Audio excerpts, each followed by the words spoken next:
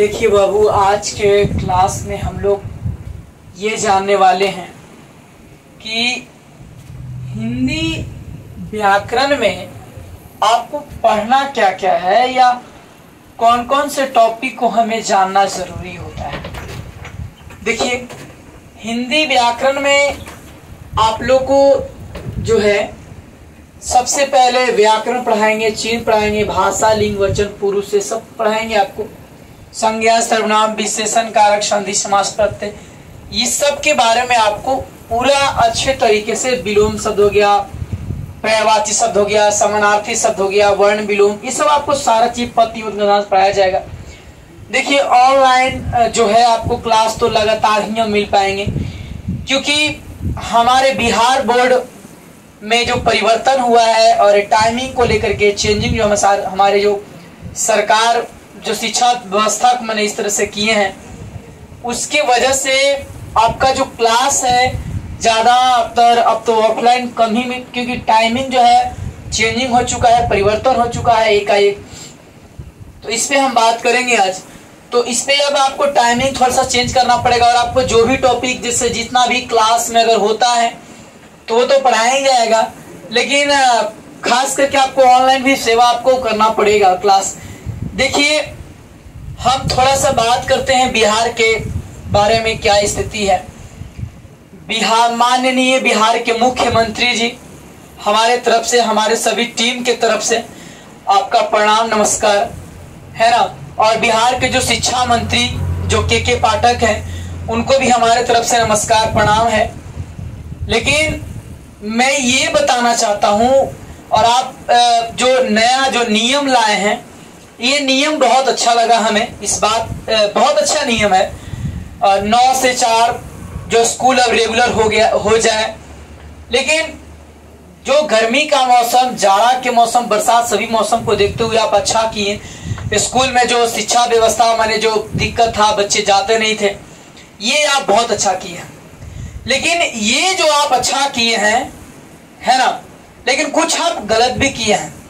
जैसे हम आपको ये कहना चाहते हैं, हमारे यहाँ विद्यालय है, स्कूल है, कोचिंग है, शिक्षा व्यवस्था की जो बात किया जाता है, और आप बोले हैं के पाठक बिहार के हमारे मुख्य शिक्षा मंत्री जो हैं, मैं उनसे ये बात करना चाहता हूं, मैंने उनसे ये कहना चाहता हूं, आप बोले हैं कि बिहार में कोई ऐसे टीचर नहीं है जो मैथ सही से पढ़ा सकते हैं, है ना। आज इतना रिजल्ट दे रहा है बच्चा, या इतने लोग, या हम भी पढ़े, या आपके घर में, या आपके परिवार में, या आप जिस एरिया से बिलोंग करते होंगे वहां भी बच्चे पढ़ रहे हैं, वहां भी लोग पढ़े हैं, आप भी पढ़े हैं, आप भी तो बिहार से ही बिलोंग किए हैं। ऐसा तो नहीं कि इंग्लैंड से है, लेकिन वो लोग ही तो पढ़ाएं आपको मैथ, या उसी से ही सभी लोग मैथ पढ़ रहे हैं उनसे।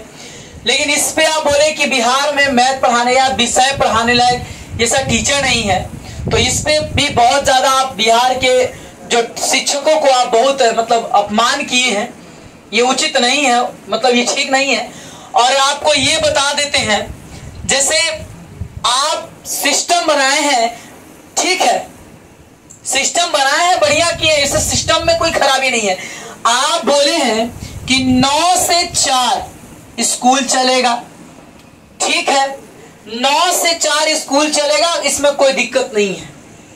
अगर कोई आदमी एकाएक, ये क्या पहले से स्कूल नहीं चलता था, स्कूल चल ही रहा है, लेकिन एकाएक जो है आप अचानक से परिवर्तन कर दिए, एकदम एकाएक परिवर्तन कर दिए।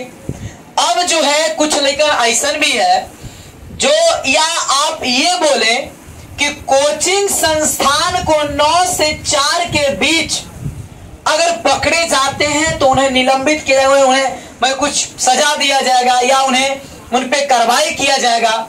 ये आप स्कूल पे कार्रवाई किए हैं कि 9 से 4 सभी को स्कूल आना है, बच्चों को स्कूल आना है, फोन करके भी बच्चे जा रहे हैं, स्कूल जा रहे हैं, ठीक है।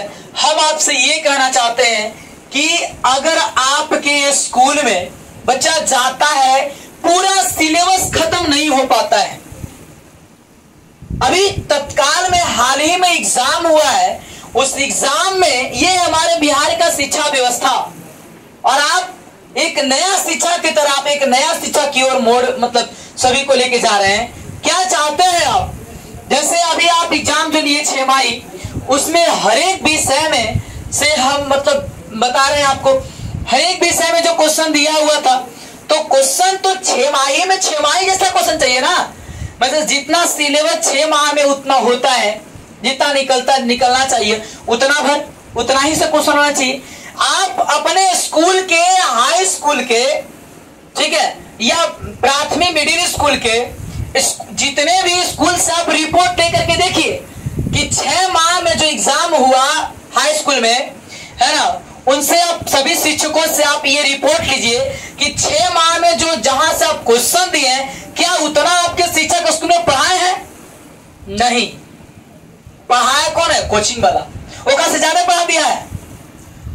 स्कूल में शिक्षक जितने भी हैं, हम ये नहीं कहते स्कूल में शिक्षक पढ़ाने वाले नहीं है, सभी बहुत अच्छे हैं। सभी टीचर जितने भी स्कूल में जितने भी शिक्षक हैं, सभी नॉलेज है अच्छे। लेकिन अब आपसे हम पूछते हैं, जो क्वेश्चन दिया गया 6 माही और आप जो नियम कानून लाए हैं, तो आपके कानून के अनुसार तो 6 माही में तो जो आधा सिलेबस से पूछना चाहिए। संस्कृत विषय के हम क्वेश्चन देखे, उसमें चैप्टर 8 तक पूछा गया है, 8 तक कर्मवीर कथा तक पूछा हुआ है, और उसके बाद में व्याकरण में पूरा पूछती है, पद विभाग गधान सरान सब कुछ। सीबीएसई बोर्ड में ऐसा नहीं होता है। सीबीएसई बोर्ड का सिलेबस बना रहता है। सीबीएसई बोर्ड में सिलेबस बनाया हुआ है कि इतना ही पढ़ेगा, इतना 6 माह में इतना पूछा जाएगा, इतना क्वेश्चन देंगे, इस प्रकार से होगा। तो इतना तो आपसे हुआ नहीं। अब आप क्या लाए कि कोचिंग वाले को 9 से 4 के बीच अगर पकड़े जाते हैं तो उन्हें कार्रवाई किया जाएगा। इसका मतलब अब जैसे आपका स्कूल ठीक ठाक चले, उसमें कोई एतराज नहीं। कैसे कि आपका मेरा देश हिंदू पाकिस्तान जिंदाबाद था, पाकिस्तान मुसलमान कहते हैं कि इस्लाम कबूल है तो कबूल है ना, पाकिस्तान जिंदाबाद, कहो जिंदाबाद जिंदाबाद। अभी तो आपका स्कूल चले ठीक ठाक, इससे में कोई एतराज नहीं है, कोई दिक्कत नहीं है। आप नियम लाए, कोई दिक्कत नहीं है, कोई परेशानी नहीं है। आपका स्कूल में जो बच्चे एडमिशन लिए उनके ऊपर कार्रवाई करिए, लेकिन कोचिंग वाला आपको क्या बिगाड़ा है? कोचिंग वाला है तो प्राइवेट संस्थान, आपको थोड़ी कुछ बिगाड़ा है। आप कोचिंग वाला पे एकदम पड़े हुए हैं। कोचिंग वाला आपको क्या किया? इसका मतलब आप में पावर नहीं है। अगर आपके स्कूल में ज्यादा लड़का नहीं जा रहा है और इस कोचिंग संस्थान में जा रहा है, तो आप सोचे कि चलो इसी को मरो लो, ऐसा नहीं है। अगर आपको लगता है कि कोचिंग वाला ही ऐसा कर रहा है कि पूरा लड़कन को टाइम बुला के पढ़ा रहा है, तो आप टाइम बोले बच्चा को पढ़ाइए ना सही से।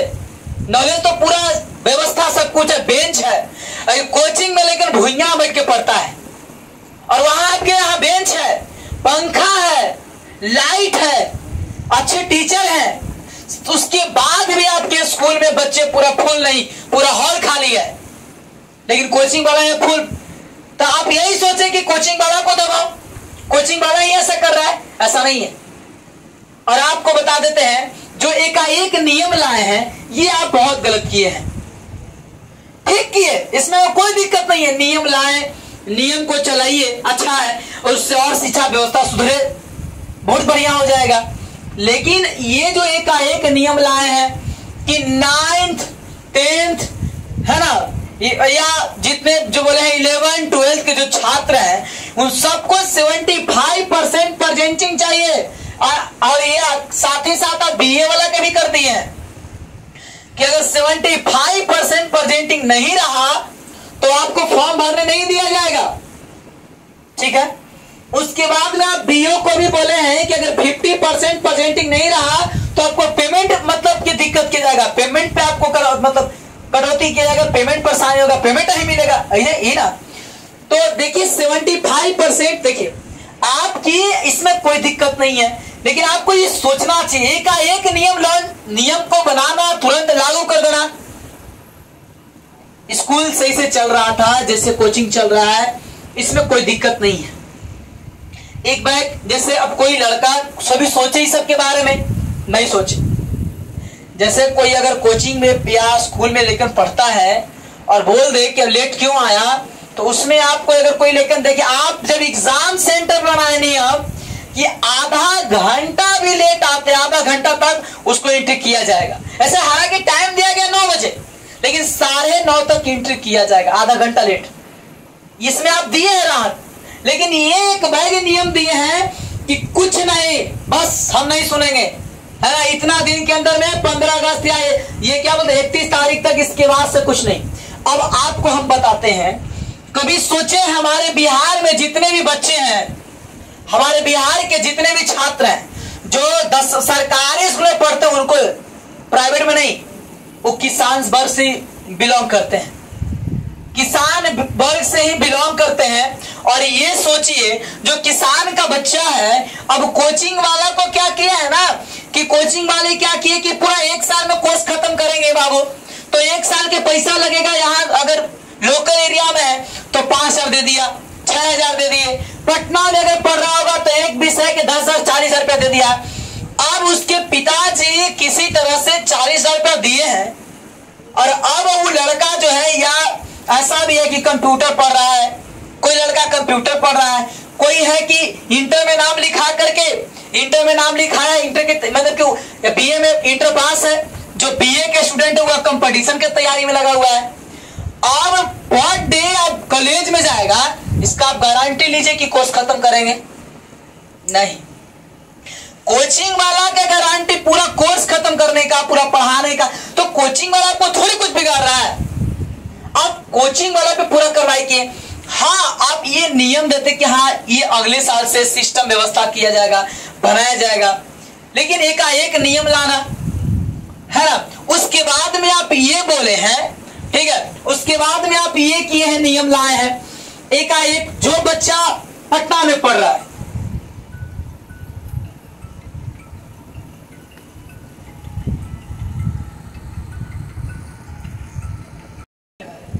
देखिए, और इसके बाद में हम आपसे ये बोल रहे हैं एकाएक नियम लाए। इसके पहले तो कभी बताया नहीं कि नियम होगा, लागू होगा, नहीं बताए। आप आए, नियम लाए, और नियम में ये बोले कि एक भाई 9 से 4 स्कूल रहेगा, कोचिंग संस्थान नहीं चलाना है। आपको अब ये भी बोल दीजिए कि उधर में दुकान नहीं चलेगा। कोचिंग वाला, इसका मतलब है कि आप में, आपके यहां पावर नहीं है। अगर स्कूल में इतना सारा व्यवस्था आप दे रहे हैं, भोजन दे रहे हैं, कपड़ा दे रहे हैं, पोशाक के पैसा दे रहे हैं, छात्रवृत्ति दे रहे हैं, किताब दे रहे हैं, इसके बाद भी सरकारी स्कूल में लेकर नहीं है, और प्राइवेट में पूरा फुल। क्यों? कारण यही है, कारण है कि सही से शिक्षा नहीं मिलता है, सही सिलेबस नहीं पढ़ाई होता है। अगर स्कूल में पढ़ाने वाले सभी अच्छे टीचर हैं, सभी अच्छे हैं, कोई खराब नहीं है, सब बेस्ट टीचर हैं, लेकिन नॉलेज में किसी को कमी नहीं है, लेकिन होता है नहीं सिलेबस पढ़ाई सही से। सरकारी स्कूल के या सरकारी संस्थान के जितने भी लोग हैं, सरकारी स्कूल के टीचर, अगर उनसे कहिए आप नौकरी करिएगा सरकारी, लेकिन पूछिए उनसे आपका बच्चा कहां जाता है पढ़ने, उनका बच्चा जाता है प्राइवेट पढ़ने, क्योंकि उनको खुद विश्वास है कि हम जो पढ़ाते हैं ना वो बच्चा को सही से नहीं सिलेबस हो पाएगा, और यहां इससे होने वाला नहीं है कुछ। आज जितना प्राइवेट स्कूल खुला हुआ है, अधिकांशतः लोकल लेवल में जो प्राइवेट स्कूल है उसमें सभी सरकारी में, मतलब कि सरकारी से जो पढ़े ना वही टीचर बने हुए हैं। सोचिए, सरकारी विद्यालय वाले कपड़ा देते हैं, पोशाक के पैसा, भोजन, सारा चीज देते हैं, व्यवस्था, कॉपी किताब, इसके बाद भी आपके यहाँ भीड़ नहीं है। और प्राइवेट स्कूल वाले, प्राइवेट संस्थान वाले क्या देते हैं? सब कुछ, एगो कार्ड के पैसा, है ना, पूरा व्यवस्था, सारा चीज, आने का जाने का, पूरा सब चीज का, टाई बेल्ट, सब चीज का पैसा देता है, हर एक चीज का पैसा लेते हैं वो प्राइवेट वाले, लेकिन देते क्या? ज्ञान। और आप क्या है, ये सेंस को ही ढीला कर देता है, और किसी को मेंटलिटी रूप से कमजोर कर दिया जाए, ये बहुत बड़ी बात होती है। उसे स्वीट पॉइजन बोलते, स्वीट पॉइजन। अब आप क्या किए? नियम लाए। अब क्या चाहते कि बिहार के सही बच्चा को अनपढ़ बना दें? आप यही चाहते हैं ना। देखिए, ये बोले हैं आप कि कोचिंग संस्थान आपको क्या बिगाड़ा है। आपको कोचिंग साहब ई टाइम बोल देंगे कि दुकान नहीं चलाना है, ई टाइम में कोई गाड़ी नहीं चलाएगा, ई टाइम में कोई, इस टाइम में क्या क्या नहीं, आपको क्या क्या दिक्कत कर दिया। इस टाइम में आप अपना स्कूल चलाइए, आप बच्चा पे कार्रवाई करिए, आप बच्चा को बुलाइए। लेकिन कोचिंग वाला को आप नाम लिए हैं डायरेक्ट, तो आप तो दुकान वाला क्या बोल सकते कि दुकान नहीं खोलना है, ई टाइम में होटल नहीं चलाना है, ई टाइम में मॉल नहीं खुलेगा, ई टाइम में कोई कपड़ा नहीं खरीदेगा विद्यार्थी। क्या हो सकता है कोई लेकर पढ़े नहीं कोचिंग नहीं आए और कोई लेकर घूम हो जाता है, कोई लेकर कोचिंग नहीं आए, कोई लेकर दुकान हो जाता है, कोई लेकर काम करता है। आप कभी सोचे इस सब के बारे में? नहीं। बहुत से ऐसे बच्चे हैं कि 5,000 कोचिंग वाले को दे दिया है। अब कोचिंग वाला जो है टाइम को सेटिंग कर चुके हैं कि इतना दिन में आपके सरकारी विद्यालय में गर्मी की छुट्टी होता है 1 महीना, जाड़ा की छुट्टी होगा, बरसात की छुट्टी होगा, ये सब तो बारिश से नहीं हुआ, उतना छुट्टी होगा। अब कोर्स खत्म होगा कि नहीं होगा इसका कोई गारंटी नहीं है। अब क्वेश्चन पूछेगा पूरा टफ, कहां से बनाएगा, कहां से बनेगा, कैसे बनेगा?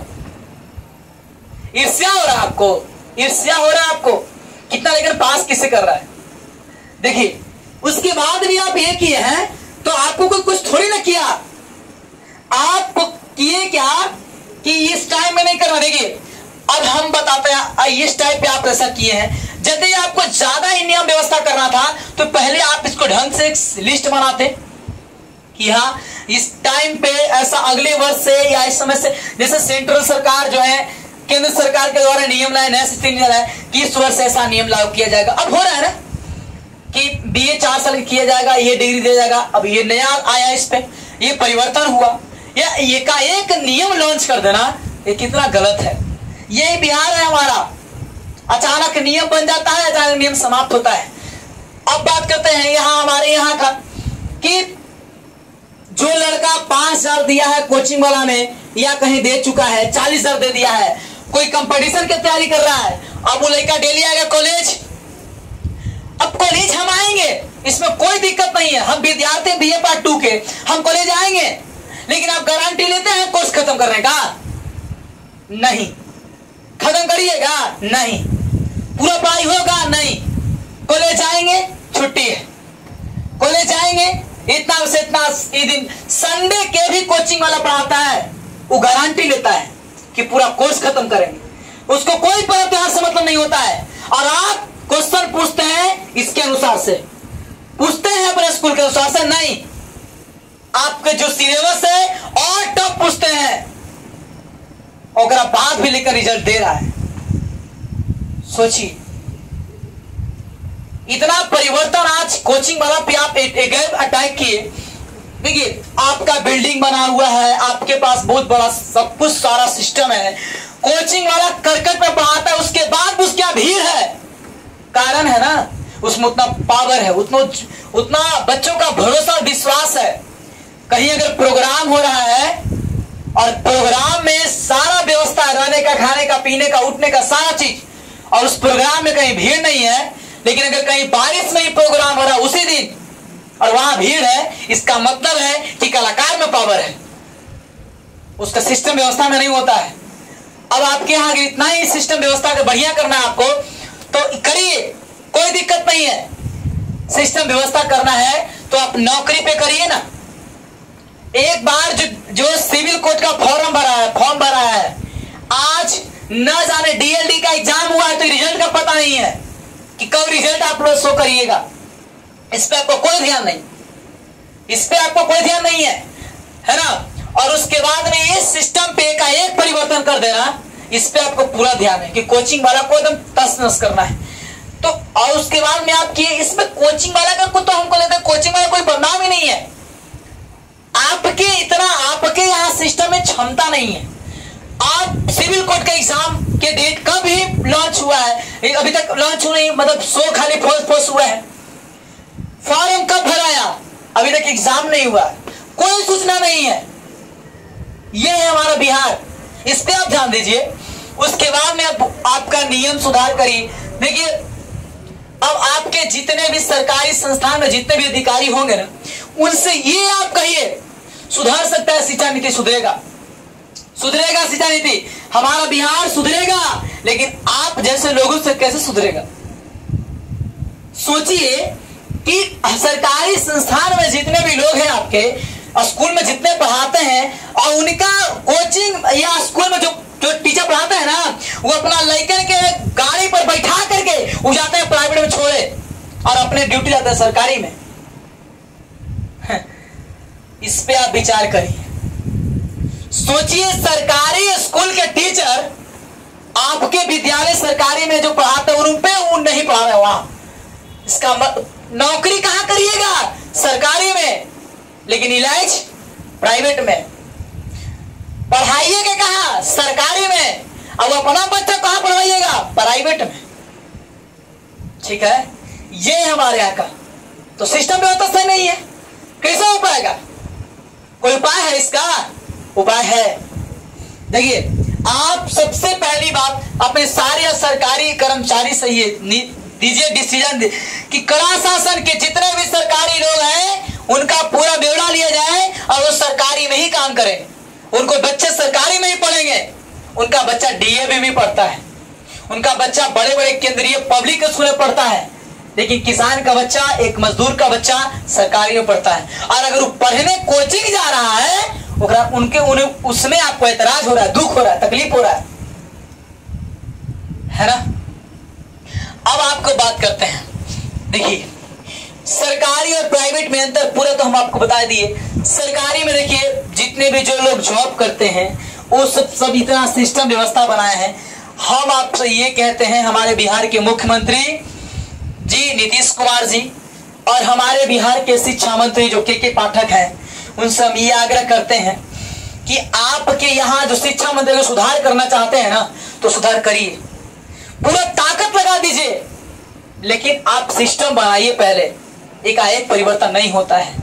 बिहार में सबसे बड़ा विकास का कारण है, अगर रोकने वाला है तो जातिवाद है। एपीजे अब्दुल कलाम बोले हैं कि बिहार में सुधर सकता है, अगर बिहार का विकास हुआ तो पूरा भारत का विकास होगा। बिहार के विकास पर ही पूरे भारत का विकास टिका हुआ है। ठीक है, और बिहार में विकास कैसे हो सकता है? बिहार में विकास का सबसे बड़ा कारण है तो वह जातिवाद। ठीक है, और आप जो शिक्षा व्यवस्था जो किए हैं, अब बीए इंटर लेकर पास करके कंप्यूटर सीखता है, कोचिंग जाता है था और कंपटीशन पढ़ता है। कोई ऐसा नहीं लेकर कि पॉलिटेक्निक की तैयारी कर रहा होगा, अब 40,000 60,000 दे दिया है, प्राइवेट में पढ़ रहा है। ठीक है, और वो आता अपने एग्जाम पॉलिटेक्निक की तैयारी किया, आईआईटी की तैयारी कर रहा है, इंटर में गया, आईआईटी कैसे करेगा वो? अब एनडीए कैसे तैयारी करेगा? कैसे निकालेगा आईआईटी? और आईआईटी की तैयारी करता है, आता है इंटर के अंदर पूरे धूल धुआ के बना कर चल जाता है। अब आईआईटी की भी तैयारी हो रहा है। अब आपके यहाँ रोज स्कूल में प्रेजेंट देगा, और रोज स्कूल में प्रेजेंट देगा तो पढ़ाइए ना, आप पढ़ाइए तो ना, पढ़ाइए पढ़ाते नहीं है, होता ही नहीं पढ़ाई। जो नियम लाए हैं हमारे यहाँ, ये सिस्टम संस्कृत विषय 10th क्लास में जो किए हैं, ये इसको हटा करके और इंग्लिश को बोले कि कंपलसरी नहीं रहेगा। बिहार में बच्चों को आगे जितना भी आप एग्जाम लेता सेंट्रल सरकार, सब इंग्लिश कर दिया है। सारा एग्जाम में इंग्लिश कर दिया है। एग्जाम टेक्नोलॉजी इंग्लिश में होगा, कंप्यूटर पे एग्जाम होगा, ऑनलाइन एग्जाम होगा। आप ही लेते हैं ऑनलाइन एग्जाम, ऑनलाइन एग्जाम होगा।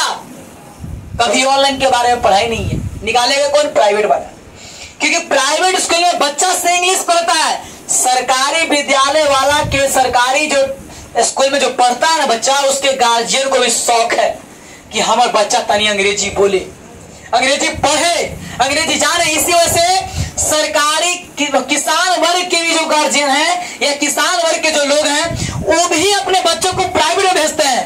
यही कारण है। और आप इंग्लिश को कंपलसरी तो कर नहीं सकते हैं। कैसे करेंगे? ये तो अंग्रेज का भाषा है, तो कंपलसरी कैसे कर सकते हैं? लेकिन हाँ, मोबाइल में इंग्लिश रहेगा, एग्जाम लेंगे इंग्लिश में, इंग्लिश का सारा एग्जाम होगा कंपलसरी, हर एक चीज इंग्लिश होगा, लेकिन इंग्लिश मत पढ़ो। वाह वाह, ये हमारा बिहार है। जो संस्कृत को आप यहाँ पे दिए विषय को, संस्कृत विषय हम कंपलसरी किए हैं 10th क्लास में, ये कौन से कंपटीशन में आप एग्जाम लेते हैं? ये कहां स्कोप करते हैं, पूछते हैं? केवल 10वां क्लास में संस्कृत पढ़ेगा, इसके जगह आप इंग्लिश कंपल्सरी कर दीजिए। हर एक चीज इंग्लिश में हो रहा है, कंप्यूटर हो गया, जितना भी टेक्नोलॉजी है, सारा चीज इंग्लिश हो रहा है ना? तो इंग्लिश को आप 40% कर दीजिए, बाकी विषय को 30% करिए, तब ना बिहार में प्रगति होगा। इंग्लिश फेल रहो, इंग्लिश से फेल, बाकी विषय में 30% पास है। कोई बच्चा है मैथ में 90, हिंदी में 90, संस्कृत में 94, सब विषय हमारे 450 नंबर है, इंग्लिश में फेल तो पास है। यही हमारा बिहार है। वो क्या करेगा? फिर कंपनी ज्वाइन करेगा, क्योंकि यहां जो मानसिक रूप से स्वीट पॉइजन डाला गया है, स्वीट पॉइजन से बोलते हैं, कमजोर कर दिए हैं। इंग्लिश कंपल्सरी नहीं है, इसमें से कोचिंग वाले नहीं पढ़ाते हैं, स्कूल में नहीं से पढ़ाई होता है, बच्चा भी ध्यान नहीं देता है, कहाँ ध्यान देगा फोकट के? अगर आपको सुधारना है ना शिक्षा व्यवस्था, तो इंग्लिश को ज्यादा फोकस करिए, इंग्लिश को। संस्कृत को हम ये नहीं कहते कि संस्कृत ठीक है, संस्कृत का मतलब कि खराब है, संस्कृत भी रहने दीजिए, लेकिन इंग्लिश को भी डालिए ना, इंग्लिश को कंपल्सरी कर दीजिए कि इंग्लिश 40% रहेगा, सब विषय 30% और इंग्लिश में 40% रहेगा। इंग्लिश 50 नंबर कर दीजिए और उसके 50 नंबर कंप्यूटर कर दीजिए, ताकि बच्चा कंप्यूटर टेक्नोलॉजी पर ध्यान दे। हमारे बिहार का जितने भी छात्र होंगे या जितने भी लोग से लेकर के आए, सभी जगह बच्चे इंग्लिश पे ज्यादा ध्यान देंगे और एक दिन परिवर्तन होगा। लेकिन यहाँ क्या है, कैसे परिवर्तन कर सकते हैं? बड़े बड़े कंपनी को कौन देखेगा? बिहार के लोग ना, है ना? बिहार के बच्चा ही तो बड़े बड़े कंपनी में काम करते हैं। यूपी में, बिहार और यूपी में, बिहार और यूपी के जितने भी बच्चे हैं वो बड़े बड़े कंपनी में काम करते हैं। इंग्लिश को कंपल्सरी कर नहीं सकते हैं, इंग्लिश बुझाता नहीं है, और आगे जितना भी एग्जाम देगा कंप्यूटर। बिहार बोर्ड के लेकर जो है 10वां pass, inter pass, inter first, matric first, BA first, लेकिन पूछ दिया जाए कंप्यूटर के तरीके बारे में नहीं बता सकते हैं। कारण है ना, सीबीएसई बोर्ड का लेकर थोड़ा सा 2 क्लास का लेकर कंप्यूटर पूरा पाते पात में पूरा डबल मार देगा, पूरा चला देगा। अब बिहार बोर्ड नहीं, यही कारण है। तो कहां से जाएगा? सरकारी में। कैसे जाएगा? कोर्स से खत्म नहीं होता है। हम इस पे इतना बात आपकी, अगर बिहार के बच्चा के स्थिति के अगर बढ़िया चाहते हैं ना, आप टाइमली खाली एग्जाम लीजिए बस, और सही से रिजल्ट दीजिए, और उसके बाद में आप 10th क्लास में इंग्लिश को कंपल्सरी करिए। इंग्लिश कंपल्सरी करना जरूरी होगा, कंपल्सरी कर दीजिए ना। इसके बाद में और कंप्यूटर डाल दीजिए, 50 नंबर कंप्यूटर, 50 नंबर इंग्लिश। उसके बाद देखिए परिवर्तन नहीं होता है। लेकिन और उसके बाद में आप जो किए, ये अगर आपको करना ही था तो एक नियम लाते कि 2024 से या इस समय से किया जाएगा। अब जो रेंट दे चुके हैं कोचिंग वाले, या जो बच्चा 40,000 60,000 दे दिया है लड़का, ये क्या करेगा? और बीए में कोचिंग, जो कुछ ऐसा ही बच्चा है जो एनसीसी ज्वाइन किया हुआ है, कुछ लेकर बीए में तैयारी कर रहा है, कंप्यूटर पढ़ रहा है, अपना इंटर की तैयारी कर रहा है, आईटीआई कर रहा है। अब डेली वो इंटर के वाले क्लास करे, कोचिंग करे, कि आईटीआई करे, कि एनसीसी करे, क्योंकि ऊपर लेवल है जिम्मेवारी। हाँ, आप 9th तक करिए ना, 9th 10th तक करिए, कोई दिक्कत नहीं है। 9th तक करिए कि 9th तक हम कंपल्सरी रहेगा, एकदम बच्चा को पढ़े जाना पढ़ जाना है। लेकिन इसमें तो हम बिहार के मुख्यमंत्री और बिहार के जो शिक्षा मंत्री के पाठक हैं, उनसे यही अपील करेंगे कि हमारी बात को रखें, और ये एक बात जो है ये पूरे लोगों तक जाना चाहिए। ठीक है, और आज के लिए इतना ही। बाकी हाँ, जो बच्चे जो यहाँ क्लास में लगा, पूरा क्लास नहीं दे पाए, आपको पूरा पढ़ा नहीं पाए, तो इसके लिए हम अब अगले क्लास से पूरा जो संधि का क्लास चल रहा था वो आपको चलेगा। फिर मिलेंगे हम लोग नेक्स्ट क्लास नेक्स्ट वीडियो में।